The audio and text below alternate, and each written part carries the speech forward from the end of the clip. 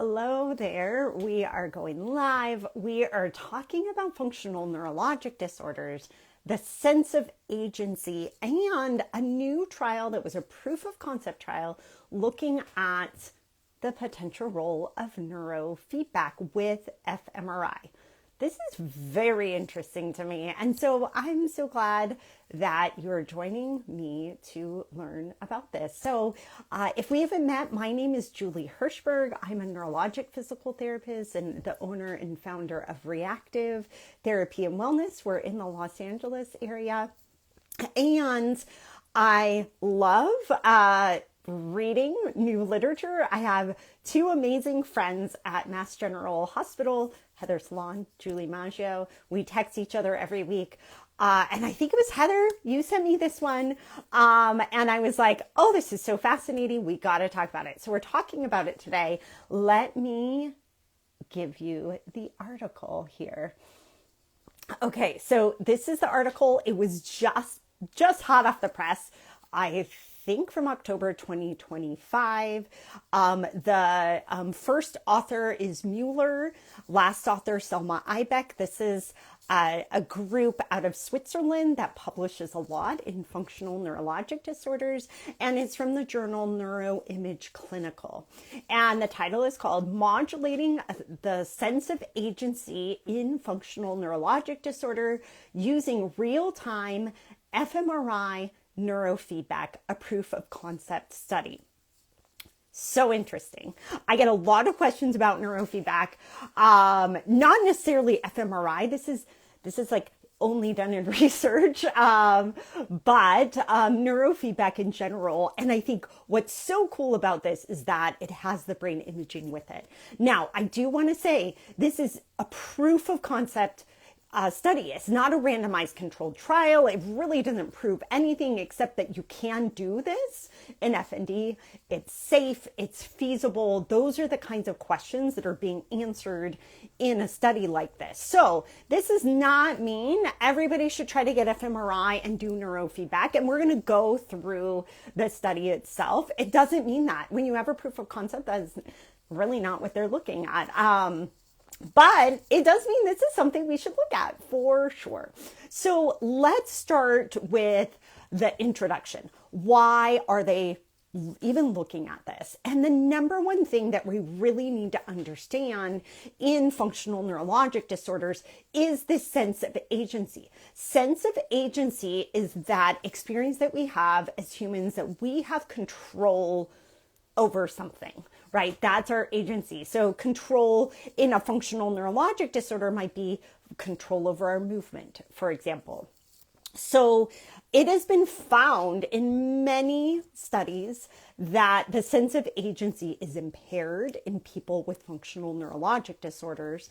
And this seems to be related to a hypoactivity. Here, I'm going to grab my brain.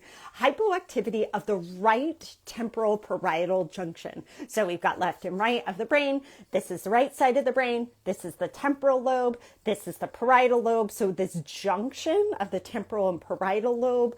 Also in the posterior parietal cortex, the right side is a key area that has come up again and again, associated with sense of agency or lack of sense of agency in functional neurologic disorders.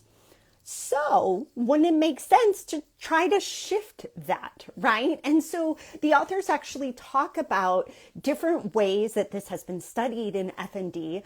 Specifically, they looked, people have done transmagnetic stimulation to try to shift that right temporal parietal junction and modulate that.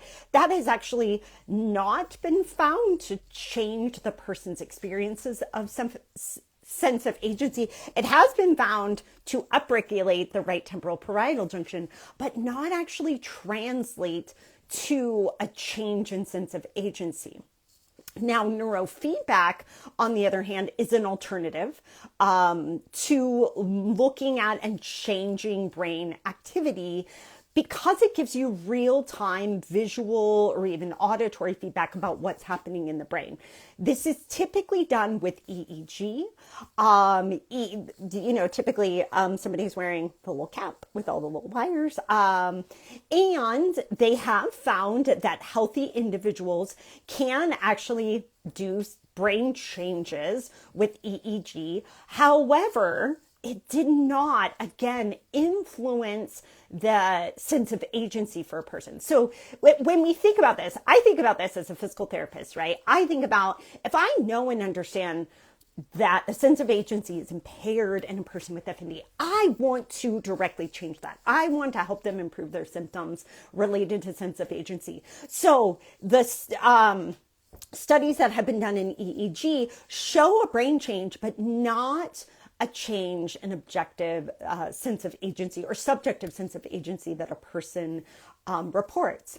Now, EEG does not provide the spatial, meaning like areas of the brain, resolution and specificity that something like fMRI does. So that is why this group wanted to look at fMRI. Functional magnetic resonance imaging provides really good spatial, meaning where are we in space, resolution, and from a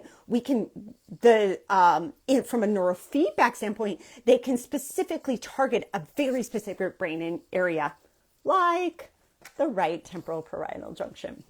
So that's what they did in the study.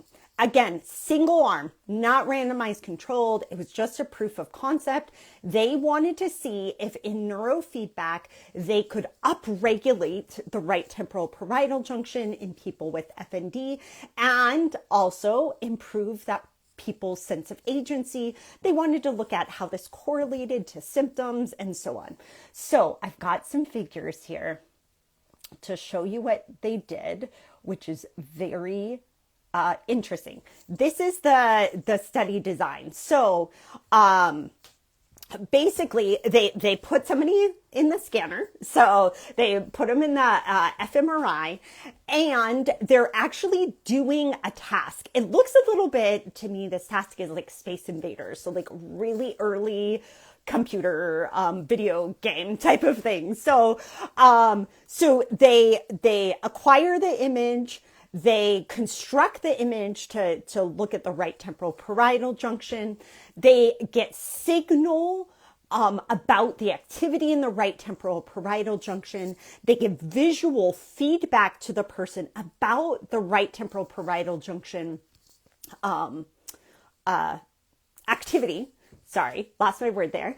And then the person is playing this game. So what you're seeing is the agency task and the neurofeedback. So in the agency task, I find this really interesting. It would drive me bonkers as a person doing this task. So let me explain the task. So first they just have the target. They're looking at the target. Then they're playing this Space Invader game, like I think it's you catch the falling targets, the X's, and you get you move away from the O's is what the game is. And then you can see that you rate your performance and you rate your sense of control. Very poor, very poor, very high. Here's what they do in the game. And I'm gonna read it for you because there's two different trials. So in half of the trials that they do, the control over the cursor was actually disrupted, and this was called turbulence. And meaning it didn't follow precisely where the person was doing it. This would drive me bonkers, but this is what they do. And this you can kind of see why they would do this, because it would help you to understand, does this person have a sense of control, right? Like if you're moving the cursor this much, but your little like Space Invader, like little like shooting gun thing is like only moving this much, then you're like, I don't have much control here. So that's the turbulence, and the non-turbulence is where it stays the same.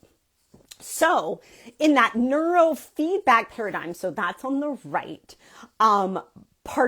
they did the task and they got feedback about how active their right temporal parietal junction was. And the more active, the better. So they could use whatever means to get there. So I think that's one of the interesting things is this wasn't like, oh, well, try to think about it this way or try to move this way. No instruction there. It was just the feedback, and you try to make it better, or try to make it higher. So that was the task. And what they did, so first they did a pre-assessment, then they did 3 days of training. They were about 30 minutes each. And then they did a post-assessment. All of this took place over about 4 weeks. I also want to share with you who the people were, right? Like I always like to share who the people were in this. Oh my gosh, we can't even read that because it's so zoomed in. So let me tell you kind of the averages of the people here, their demographics. So they had 18 people. So this is a very small study. The average age was 35 plus or minus 12. It was 13 females and 5 males. And then they had all types of symptoms, and you can actually see those there. Weakness, sensory motor symptoms, gait disorders, myoclonus, seizure, tremor, dystonia, speech disorders. And that we could also see that there was a good group of them that had mixed symptoms, motor, FND, or functional seizures. You can also see the average length of having FND was 5.3 years. And then also looking at their disease severity and their medications. So we get a good idea. I would say this is a pretty representative sample of how diverse a population of people with FND might be. So let me stop sharing that here for a moment. So what did they find? This is really interesting. So first they found, this was the whole point, like people could do this task. They showed up and they did it. So that was the first piece, the proof of concept. So brain training is feasible to do. All patients completed it. They had very little side effects. It can be done.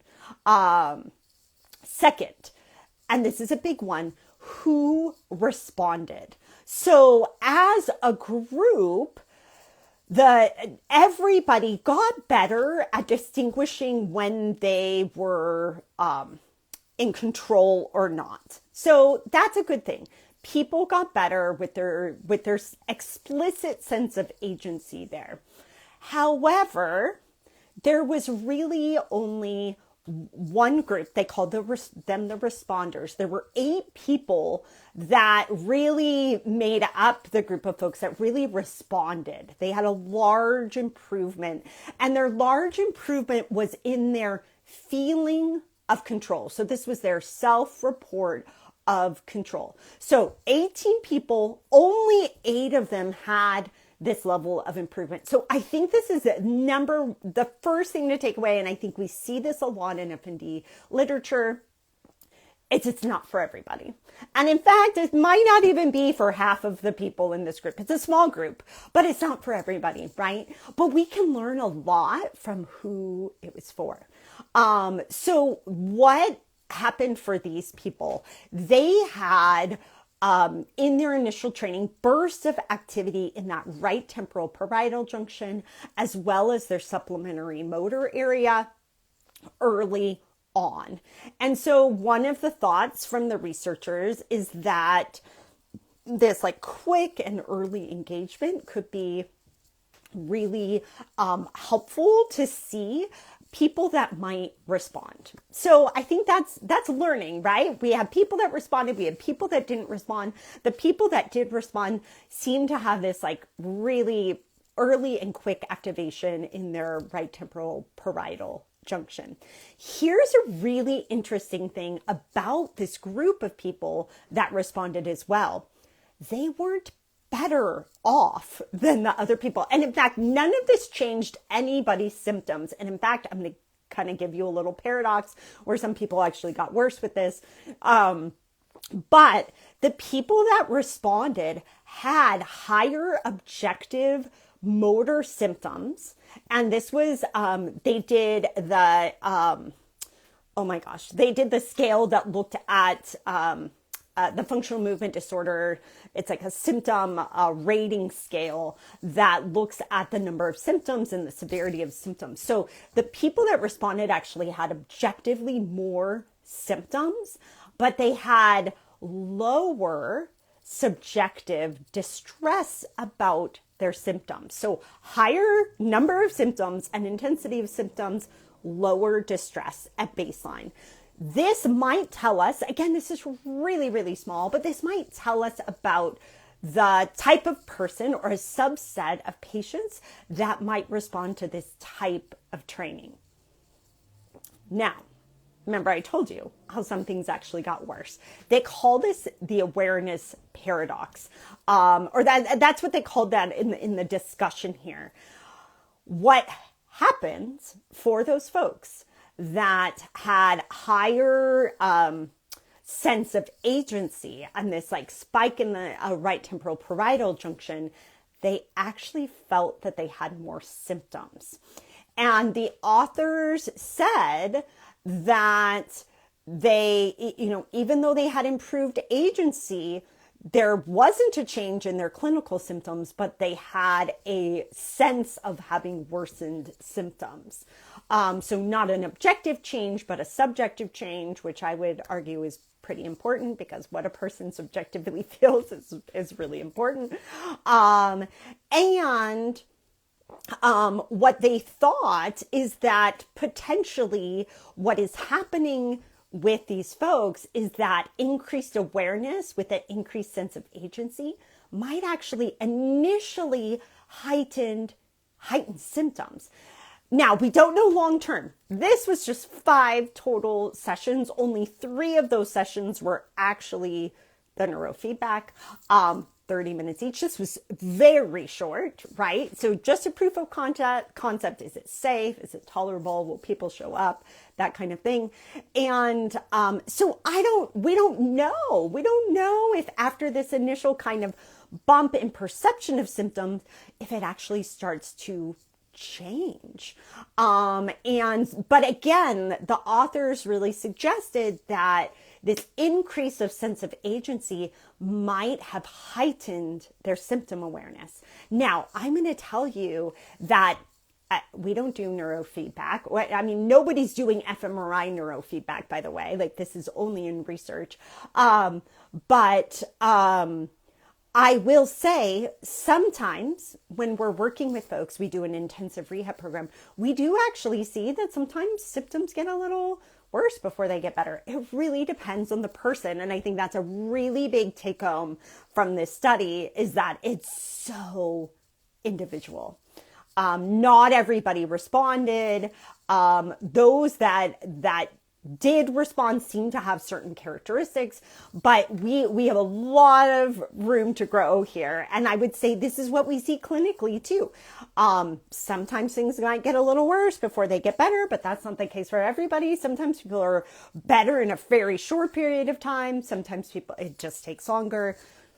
So many different ways that we might see this. Now, I did want to show you, just because it's fun to see the brain data, this was the figure that showed the brain activation patterns during the neurofeedback training. And what you're seeing is the whole group. So this is not just responders. This is the whole group where you're seeing upregulation greater than baseline. What we can see is areas of the temporal parietal junction, supplementary motor area, even the cerebellum, all of these areas showing increased activity overall. But again, when they broke this down to the responders and not responders, they found even more. Specifically that the responders had a higher activation in the right temporal parietal junction. So let's summarize here. And I always like to go through any author's kind of discussion section and look at like, how are they understanding this? First of all, number one, this type of training is feasible, in meaning that people showed up and they did the training. Like, that's the first thing. Like, nothing's going to be successful if people don't show up and do it. So I think that's great. It's not super easy to get an MRI machine. Like, you're asking a lot of people here. And so it's feasible. It also showed that people could increase their subjective sense, their rating of self-agency.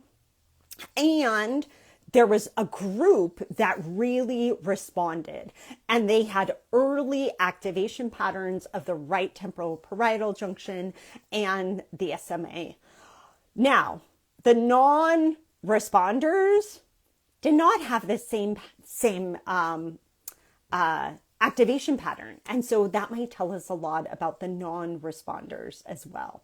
Now, while people improved their sense of agency, there was no change in their objective symptoms or their subjective symptom burden at all. So this wasn't changing anyone's symptoms.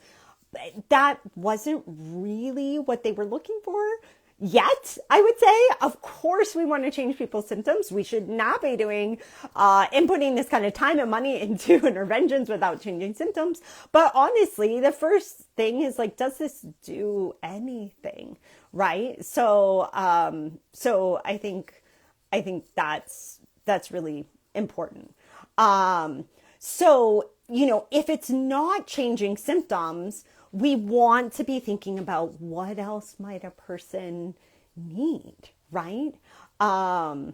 So they said in here, they said, given the limited transfer effect of the neurofeedback, it becomes essential to examine what is happening in the training itself, and like how to carry that over too, right? Like, how do you carry that over into your everyday life?